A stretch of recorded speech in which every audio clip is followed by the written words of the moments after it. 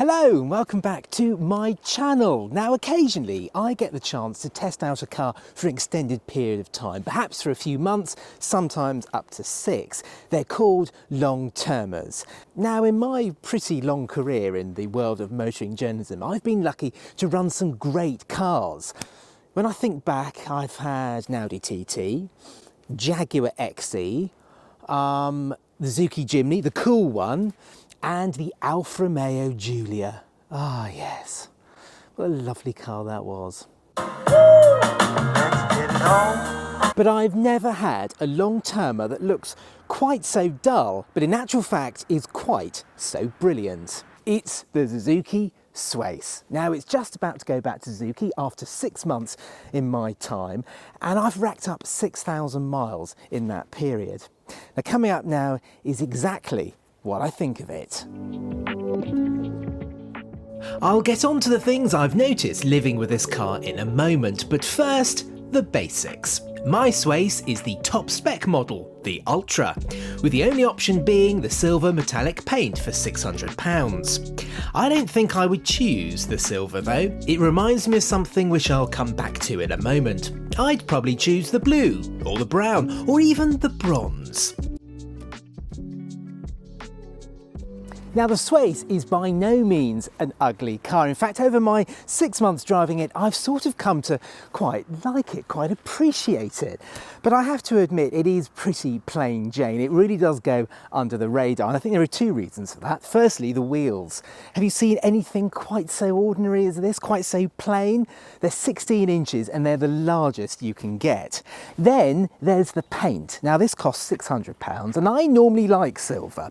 It's just that unfortunately, there is a taxi company local to me that has a fleet of these, and I have to say that more than once I've been flagged down when it comes to kicking out time. It does look a bit like a minicab, doesn't it? There is an elephant in the room here though. The Swace isn't really a Suzuki, but a Toyota Corolla Touring Sports in a very poor disguise. It may have different headlights and a slightly altered face, but this is a Toyota through and through. Even the hybrid badges are Toyota ones. The Swace is even built in the same factory as the Corolla. It trundles down the same line at Toyota's UK plant in Burniston in Derbyshire. But there is one major difference though. While the Corolla can be ordered in a wide range of trims with big wheels, bright paint colours and fancy contrasting roofs, the Swace is way more conservative.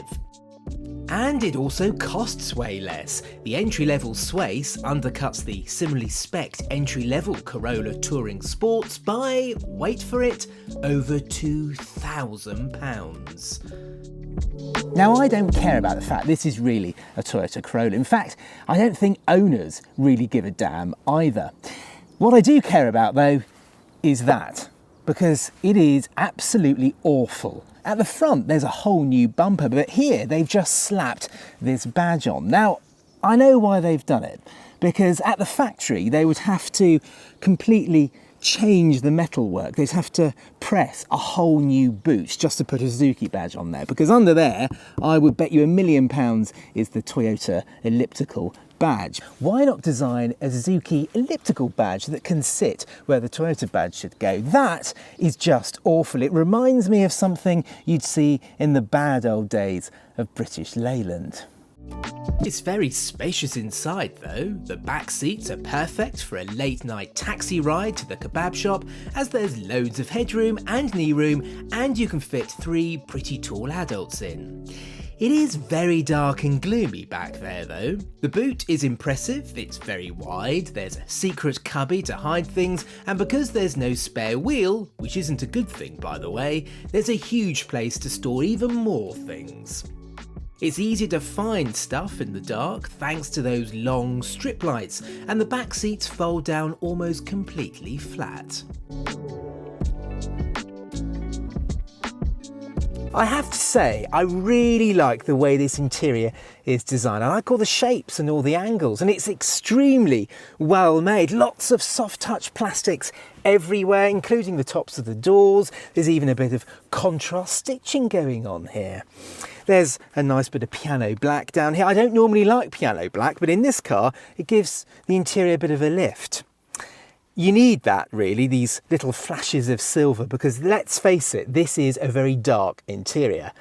I mean, the headlining is grey, the sun visors are grey, the steering wheel is grey, the dashboard is grey, the seats are grey, and so are the floor mats. It would be nice if there was just a little bit of colour going on in here, wouldn't it? One thing I really do like though is the heating and ventilation controls here, because they are so simple and they are physical controls. 2 knobs for the temperature and a row of buttons to direct the air supply, and that's it. You don't have to dive into the touchscreen like you do in so many cars these days. That's quite a good thing really, because this ain't the best infotainment system in the world. I mean, it's absolutely fine. It gets the job done, but you don't get sat-nav, and the software and the operating system is just a little bit clunky. The graphics are also a little bit play school. They're a bit my first infotainment system, if you know what I mean. Happily, Apple CarPlay and Android Auto, wireless Apple CarPlay, does come as standard. And that goes for the rest of the interior, because it is incredibly well equipped. This is the top spec car, but even the entry level car comes with heated seats, heated steering wheel. We also get lumbar support, electric lumbar support for the driver. And on this car, which only costs a little bit more than the entry level car, you get a wireless charging pad and some extra safety equipment. It ain't the most interesting interior, but it's incredibly well made and very, very comfortable. In the Toyota Corolla, you get the choice of 2 petrol hybrids, a 1.8 and a 2 litre. But with the Swace, you only get the 1.8. That means 134 brake horsepower and CO2 emissions of 102 grams per kilometre. Now, Toyota and Suzuki have done quite a bit of work to this engine for this updated model. Power has been increased by 15%. The electric motor has been boosted from 53 to 70 kilowatts, and the torque has gone up from 163 to 185 newton meters. Now, they are small little changes, but they really do add up to they really do improve the overall driving experience. Now, I like the way when you start up the Swace, you glide away in EV power and pure electric mode. I mean, it doesn't tend to last very long. That engine fires up, but it's not too intrusive. When I say intrusive, I mean there's no kind of driveline shunt. You don't feel that petrol engine kicking in, you only just hear it. And then once you get going, you realise this car has got a CVT gearbox. Now, the key to driving the Swace, and any hybrid for that matter, is you need to alter your driving style. You can't just hop into this car and drive it like you would a petrol or a diesel car. You've got to change what you do, how you anticipate stuff. You've got to change the whole lot, really. Now, if you're not familiar with a CVT, it's not like your typical torque converter or dual clutch automatic gearbox. It behaves and reacts and operates in a totally different way. But Toyota has done a lot of work in the past few years with the relationship between the petrol engine and the CVT. And I have to say, they've pretty much got it nailed. I mean, this is by no means a totally faultless powertrain, but it's a lot better than it used to be. Now, if you get into the Swace and you drive it like your typical conventional petrol or diesel car, the engine revs will soar and the fuel economy will be pitiful.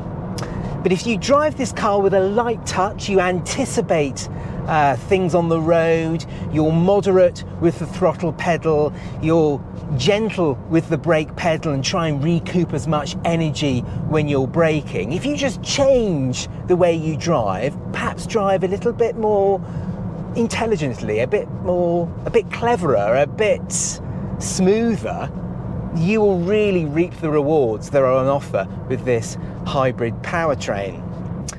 Now, there are 3 driving modes: it's a modern car. I think every car comes with driving modes these days. You get eco, normal and sport. Nothing too remarkable there. Unsurprisingly, I've driven this car for the vast majority of my 6 months with it in eco mode because it just fits with the car. I think I've gone into sport mode once when I was really needed the full power on offer to accelerate off a motorway slipway onto a motorway, I think.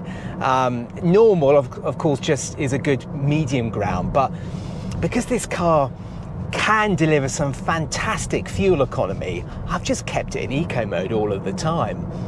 Now, when you put the car into eco mode, the throttle pedal, the travel is a little bit limited, the air conditioning goes into eco mode, and I'm pretty sure in this, from what I've experienced, the car tends to prioritise brake regen a little bit more. You tend to see the needle drop into the charging section on the dial a little bit more in eco mode.